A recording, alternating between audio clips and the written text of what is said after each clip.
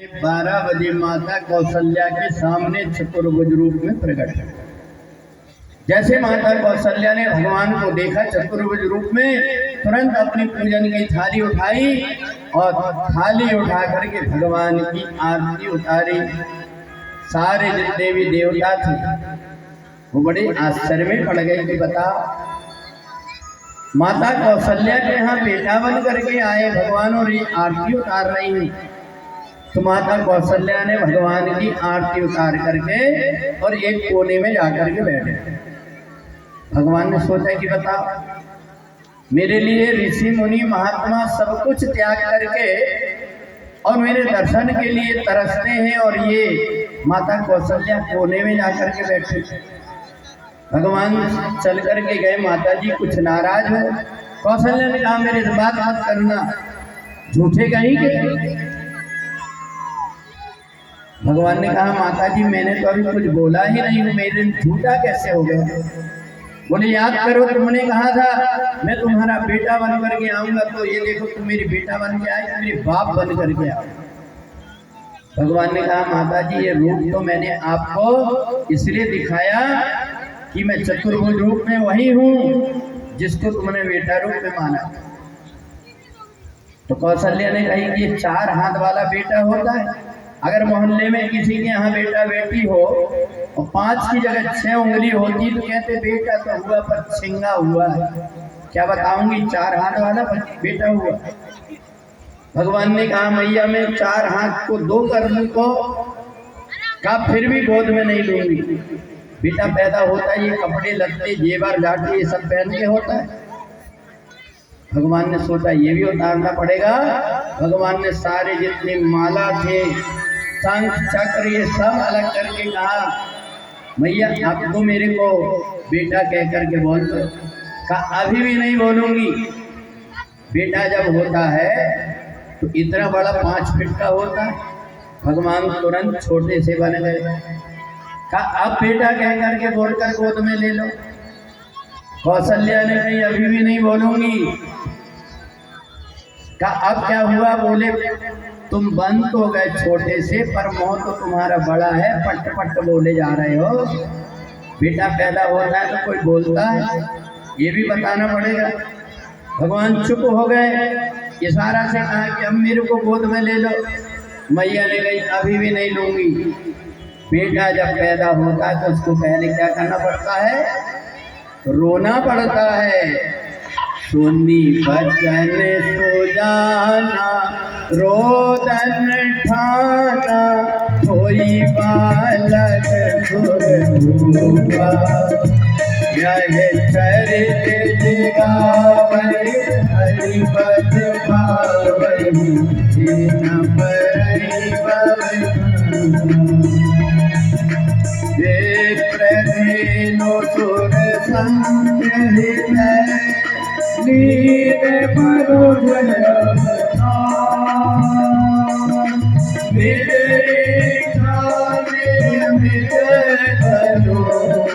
माया गुण गोपार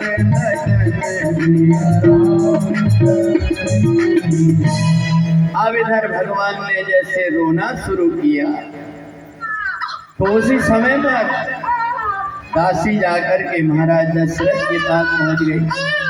महाराज दशरथ से कही महाराज बधाई हो। बोले क्या हुआ है। बोले माता कौशल्या को एक बेटा हुआ। इतने में कैकेयी की दासी आ गई। महाराज बधाई हो। बोले क्या हुआ। बोले माता कैकेयी के यहाँ एक बेटा हुआ। अब तो सुमित्रा की दासी आई। महाराज एक बार नहीं 2 बार बधाई। बोले क्या है। बोले सुमित्रा अम्बा को 2 बेटा हुए। अब तो राजा दशरथ बड़े प्रसन्न हो गए। उन्होंने कहा बाजा वालों को बुलाओ।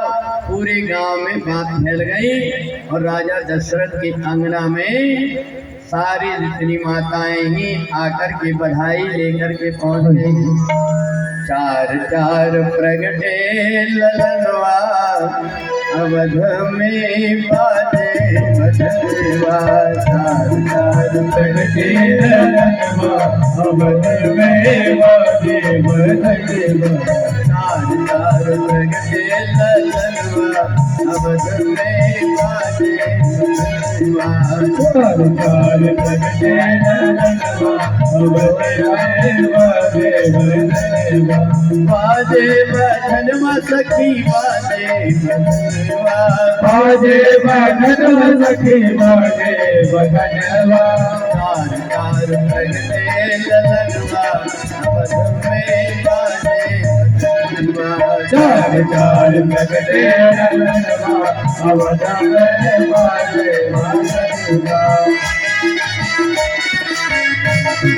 राम हो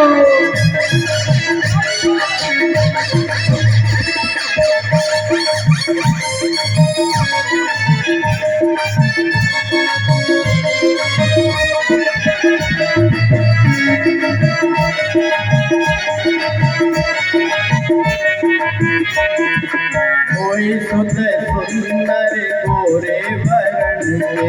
कोई सुंदर सुंदर गोरे भरण के। कोई सुत सुंदर गोरे वरण के। कोई सुंदर सुंदर गोरे भरण के। कोई सुत कंचन वरणवा अवध में बाजे भजनवा। कोई सुंदर कंचन भरणवा बाजे भजनवा। बाजे भजनवा सखी बाजे भजनवा। बाजे भजनवा सखी बाजे भजनवा। चार चार अवध में बाजे भजनवा।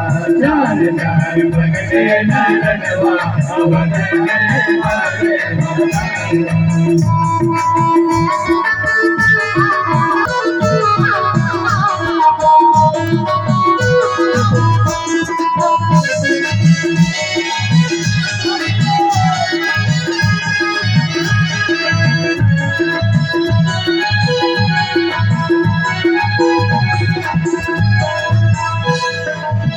बोले रामचंद्र भगवान की जय हो।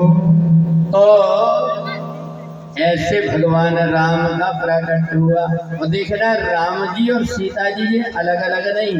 गिरा रथ जल बीच सम एक कहियत भिन्न न भिन्न। बंदौ सीता राम पद जिनहि परम प्रिय खिन्न। इधर भगवान राम धीरे धीरे बड़े होने लगे और इधर सीता जी भी धीरे धीरे बड़ी होने लगी।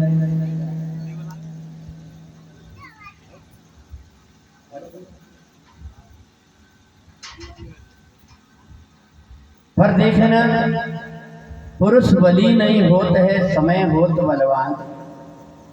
सीता जी धीरे धीरे जब बड़ी हो गई तो उन्होंने एक दिन अपनी सखियों के साथ में राजा जनक की नगरी में एक पुष्प वाटिका थी। बड़ी सुंदर पुष्प वाटिका थी। वो पुष्प वाटिका में जब गई सीता तो सीता जी वहां अपनी सखियों के साथ बैठी थी। उतने में एक तोता और एक तोती आकर के झाड़ में बैठ गए। तोता ने कहा देख देख तोती देख ये कन्या देख कितनी सुंदर। तोती ने कहा हाँ ये सुंदर तो है, पर तुमने देखे ना कि वो राजकुमार भी राजा दशरथ के यहाँ का कितना सुंदर। ये तोता और तोती दोनों बात कर रहे थे। सीता जी ने ऊपर देखा ये तोता और तोती किसकी बात कर रहे हैं। जो सुना बोले अयोध्या में जो राजा दशरथ उनका बेटा भी ऐसा ही सुंदर है जैसी कन्या। तो सीता ने अपने सखियों से कहा बहन एक बात सुनो, ये तोती और तोता इतने सुंदर बोल रहे हैं, एक काम करो इनको धीरे से जाकर के चुनरी डाल करके पकड़ करके लेकर के आ जाओ। अगर तोता नहीं भी पकड़ाता तो तोती को पकड़ करके लाना। वो अयोध्या के कोई राजकुमार के विषय में जाना। सखी धीरे से पेड़ की आड़ में से गई और जाकर के उसने तोती के ऊपर जैसे ही अपनी चुनरी फेंकी, तोती फड़फड़ हुई, पकड़ करके ले आई। सीता जी ने लेकर के सोने के पिंजरा में बंद कर। सीता जी ने कहा तोती एक बात बता, तू राजा दशरथ की बेटा को जानती कैसे? तोते ने कहा, बहन, जिस वृक्ष में हम रहते हैं ना, वहाँ एक वाल्मीकि नाम के एक गुरुजी रहते हैं। वो वहाँ बैठ कर के और बाल कांड में राम जी बोलो,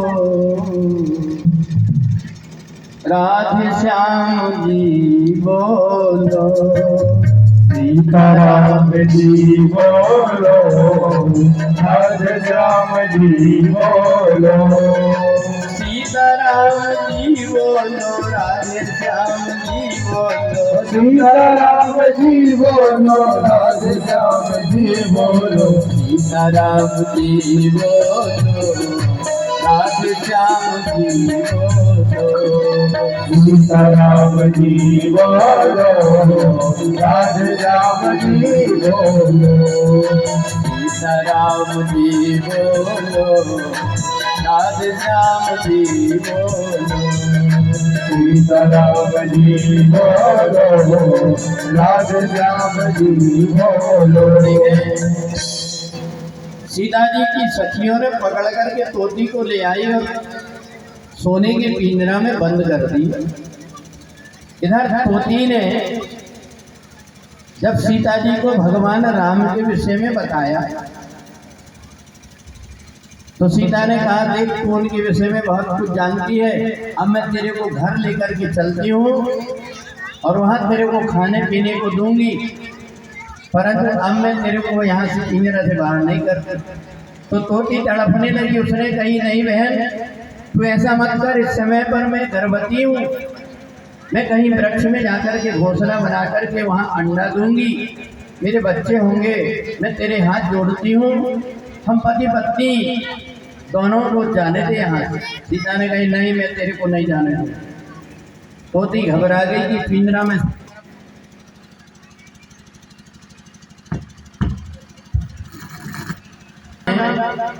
सब तरफ से निकलने की कोशिश की, परंतु तोती नहीं निकल पाई। तब तो उसने रोते रोते अपना सिर पटक पटक करके, चोंच पटक पटक करके पूरी खूना खान हो गई और ऐसे खूना खान हो गई, गर्दन में उसका लगा और वो गिर करके प्राण छोड़ दी। जैसे ही तोता ने देखा, अरे राम राम, ये तो मेरी तोती ने प्राण त्याग दिया। तोता ने बड़े क्रोध में आकर के कहा, देख कन्या, गर्भवती अवस्था में तूने मेरी पत्नी को मेरे से अलग किया है, इसलिए जा, मैं तेरे को श्राप देता हूँ कि जिस समय तू गर्भवती होगी उस समय तू भी अपने पति से दूर हो जा। सीता जी की आंख में आंसू आ गए। इस संसार की गतिविधियों में नहीं अधिकार किसी का है, जिसको हम परमात्मा कहते, ये सब खेल उसी का है। जिसको हम परमात्मा कहते, सब खेल उसी का है। इस संसार की गतिविधियों में नहीं अधिकार किसी का है, जिसको हम परमात्मा कहते, ये सब खेल उसी का है। जिसको हम परमात्मा कहते, सब खेल उसी का है। सीता जी रोते रोते वहां से वापिस तो आ गई, परंतु उसने ये बात अपनी माँ को नहीं बताया। सखियों से कह दिया, मेरी कसम है तुम माँ से मत बताना। पर सीता जी हमेशा हमेशा दुखी रहने लगी। सीता जी एक बार महाराज जनक के साथ में पहुंच गई। उस वाटिका में जाकर के देखा पिताजी फूल तोड़ रहे हैं। मैं एक काम करती हूँ, ये धनुष के आसपास कचरा हो गया है, इसको उठा करके साफ की देती हूँ। और उन्होंने एक हाथ से उठाया, साफ करके और जब रख दिया, राजा जनक ने देख करके कहा, बेटी सीता, ये मेरे को आश्चर्य हो रहा है कि धनुष इतना भारी है, कई लोगों से नहीं उठता, इसको उठाया किसने? कहा, पिताजी ये तो मैंने उठाया। बोले, हट पगली, तेरे से धनुष कैसे उठ जाएगा? बोले, पिताजी मैंने उठाया, देखो ऐसा उठाया और एक हाथ से झाड़ू लगा के साफ कर। राजा जनक ने प्रतिज्ञा कर लिया कि जो भी धनुष को तोड़ेगा उसके साथ में सीता जी का विवाह। अब इधर भगवान राम धीरे धीरे जब बड़े हुए तो गुरु जी के यहाँ, विश्वामित्र जी के यहाँ पर पहुँचे।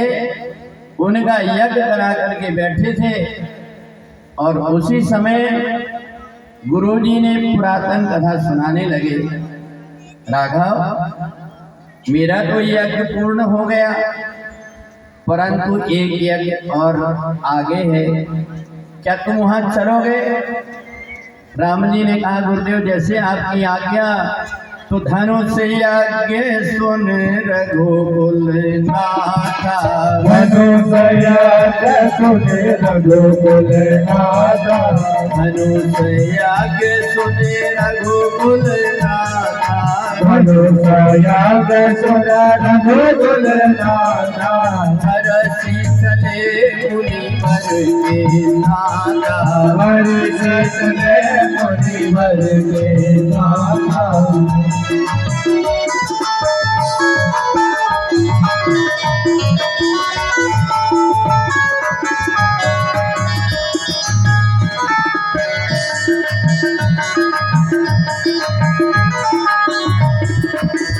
वो जो धनुष था, वो धनुष के लिए बड़े बड़े राजा महाराजा, देश देश से दीप दीप के भूपति नाना वहां राजा महाराजा आकर के बैठे थे, रावण और बाणासुर जैसे भी।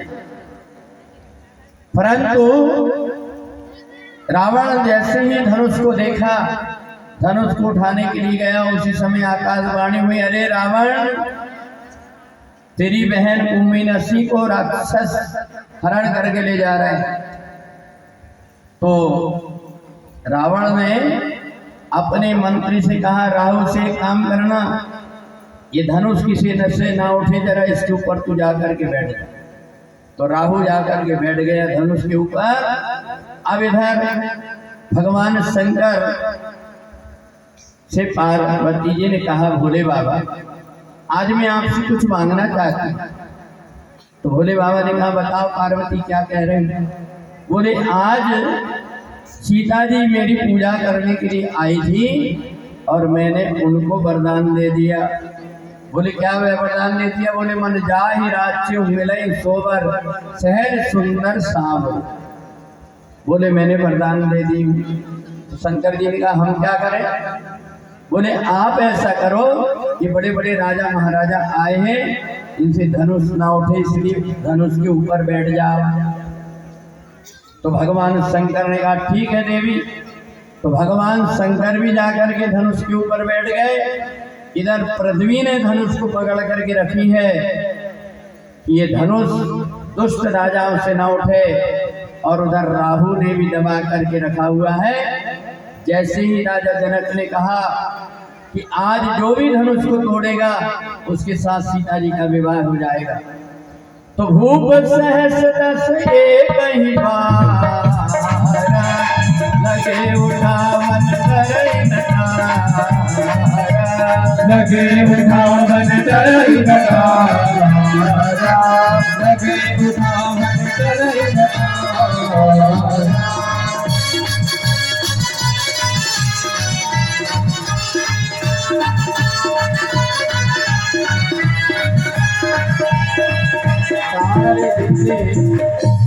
सारे राजा महाराजा देखो 10 बज गए, जल्दी जल्दी में मैं 10-15 मिनट में ही कराता हूँ कि अपने को कृष्ण जन्म भी हो रहा है। अच्छा देखो, जल्दी जल्दी में कई बार गलती हो जाती है। एक जगह एक पंडित जी ने 2-3 जगह की शादी ले ली और जल्दी जल्दी में 7 भावर एक जगह 5 ही भावर पाड़े। खवासन कहा, गुरु जी बोले तुमने 5 ही भावर पाड़े जी। पंडित जी ने कहा, यार बोले 2-3 जगह जाना है, रात देख रहे 10:30 बज रहे, ये 50 की नोट तो रख चुपचाप, अगर वो रहने वाली होगी तो 5 भावर इसमें रह जाएगी, भागने वाली होगी तो 14 भी फाड़ दो। पंडित जी ने तो जल्दी जल्दी में फिर, क्योंकि आज भगवान कृष्ण का भी, तो जब रावण मरेगा तब तो भगवान कृष्ण आएंगे, इसलिए इधर सारे राजा महाराजा उठा करके देख रहे हैं, परंतु धनुष जब नहीं उठा तो उस समय राजा जनक ने सारे राजा महाराजाओं से कहा, इतना हुआ निज निज ग्रह जाओ, लिखा न विधि वैदेही विवाह, लिखा न विधि वैदेही विवाह, सजा हुआ निज निज ग्रह जाओ, लिखा न विधि वैदेही विवाह, लिखा न विधि विवाह, अब जानी कोई माथे भटमानी, वीर विहीन मही में जानी, वीर विहीन में जानी।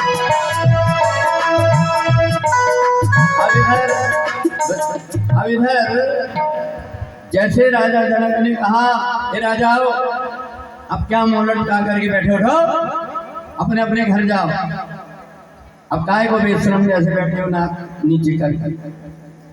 आज से मैं समझ गया कि पृथ्वी में कोई वीर नहीं।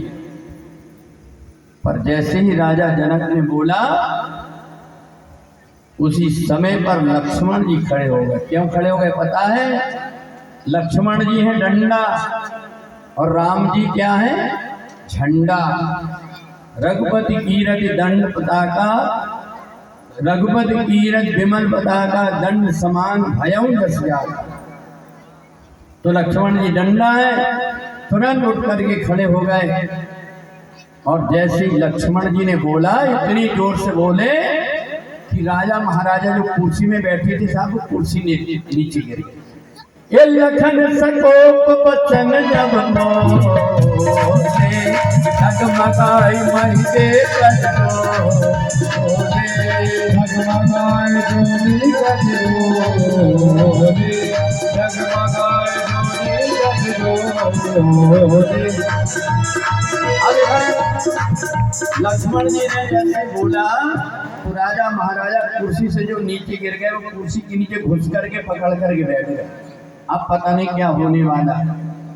कई जो नाक वाले थे वो तो उठ करके चले गए, पर कुछ राजा लोग बैठे रहे। लक्ष्मण ने कहा, भैया जो तुम्हारे अनुशासन पाओ, कंदु में ब्रह्मांड उठाऊं। एक बुढ़ा ने कहा, अरे बाप मर गए, ये तो पूरी धरती उठाने कह रहा है। बोले कहीं गिरे और हाथ पैर टूट गए, घर वाले कहेंगे और जाओ खांसी करने के लिए। तो एक ने कहा, भैया एक बात तो बता, तुम धरती पूरी उठा करके क्या करोगे? बोले बताऊं क्या करूंगा। बोले कांचे घट जी मिटाऊं, थकाऊं पेरू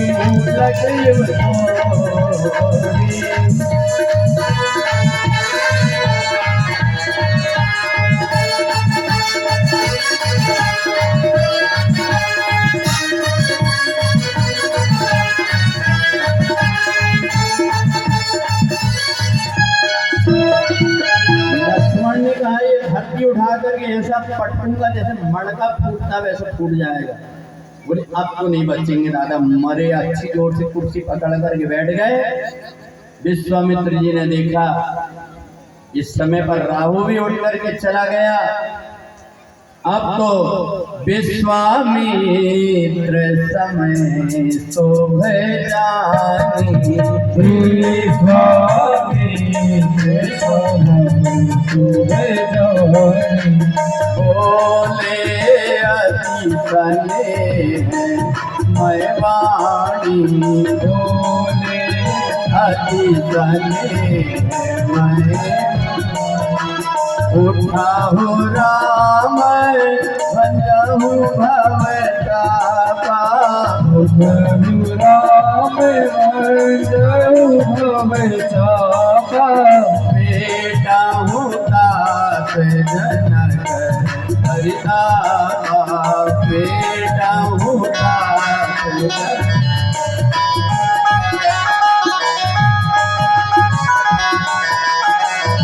इधर विश्वामित्र जी ने कहा राजा जनक बड़े दुखी हो रहे, तुम जाओ और जाकर के धनुष को तोड़ दो।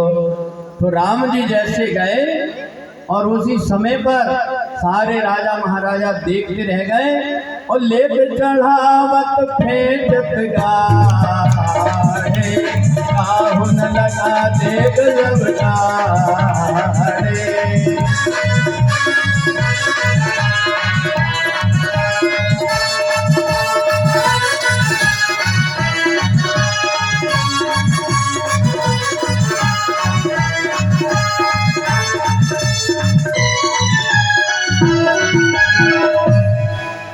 अभी क्या हुआ, ये माता राम उठ करके जल्दी दौड़ करके भी फिर सोचे धनुष तोड़ देते जा रहे हैं, पर उसी समय लेत चढ़ावत खेचत गाढ़े, लखन को रहे सब ठाड़े। राम जी ने बीच से धनुष को तोड़ दिया। जैसे धनुष टूटा और गुरुदेव की आज्ञा से सीता जी ने जाकर के राम जी के गले में माला डाल दी। अब इधर विश्वामित्र वशिष्ठ जी सारे मन में विचार करते हैं कि राजा दशरथ के यहाँ अब ये शुभ मंगल घड़ी आई है, तो इसलिए विधि विधान से दोनों का शादी हो। तो राजा जनक से कहा कि तुम तो बढ़िया मंडप गाड़ो और सारे गांव वालों को बुलाओ। उस समय राजा जनक ने बढ़िया सी पत्रिका लिखी, सिया ब्याहन राम लखन आए, सिया ब्याहन राम लखन आए, राम लखन आए जी भरत आए, सिया ब्याहन राम लखन आए, सिया ब्याहन राम लखन आए। जब सिया जी देखी थी लगुनिया, जब सिया जी की देखी थी लगुनिया, सोने बरन के नरियल आए, सिया ब्याहन राम लखन आए, राम लखन आए भरत आए, सिया ब्याहन राम लखन आए। जब सिया जो को पढ़ो तो मंडप आस, जब सिया जी को पढ़ो मंडप आस, तो हरे पास मंडप खाए, सिया ब्याहन राम लखन आए।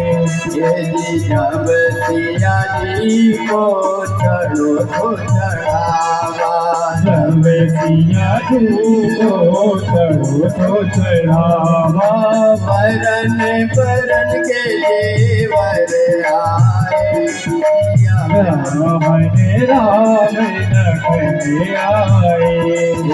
जब सिया जी की बड़ी थी भावरिया, जब सिया जी की पड़ी थी भंवरिया, ब्रह्मा वेद पढ़न आए, सिया ब्याहन राम लखन भगवान आए।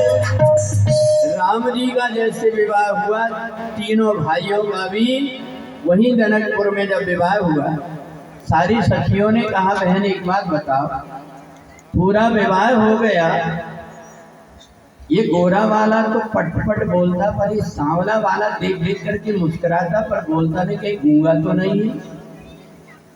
तो सखियों ने कहा एक काम करो, इनको रख लो लहकोरा में, कुंवर कलेवा होता वहां रख लो, और वहां जब ले जाएंगे तो पता लग जाएगा कि गूंगा है कि नहीं।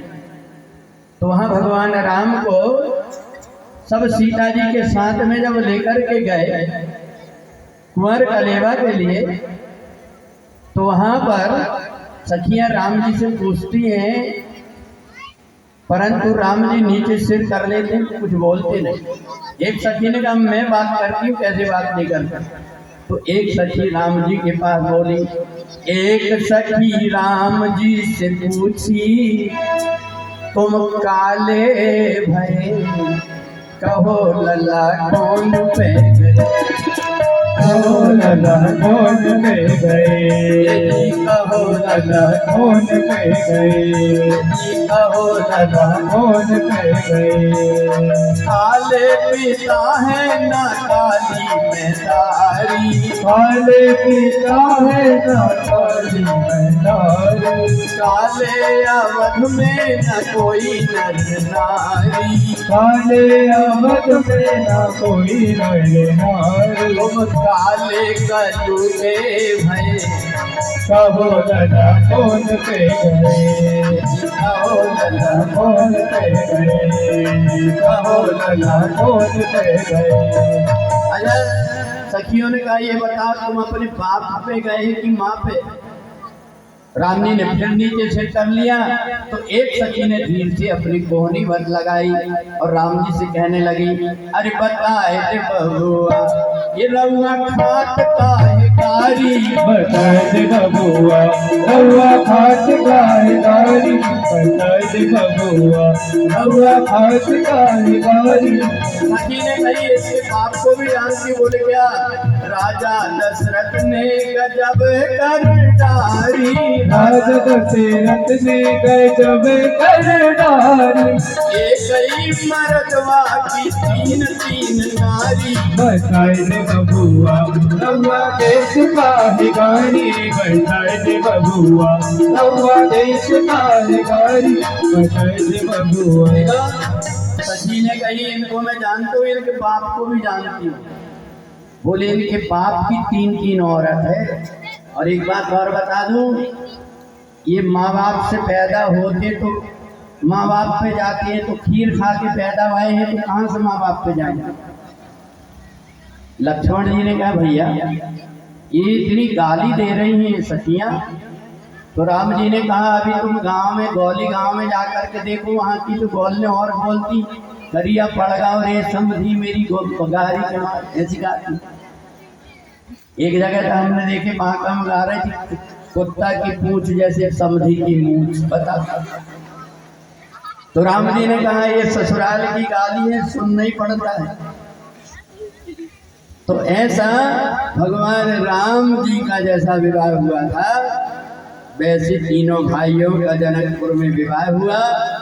पर देखना पल से पल में क्या हो जाए पता नहीं तकदीर का, विधि न की गति विधि न जाने अजब खेल रघुवीर का, विधना की गति विधना जाने अजब खेल रघुवीर का, विधि न की गति विधि न जाने अजब खेल रघुवीर का, विधना की गति विधना जाने अजब खेल रघुवीर। चारों भाई विवाह करके वापस आए, पर थोड़े दिन में ही 14 वर्ष का वनवास हो गया।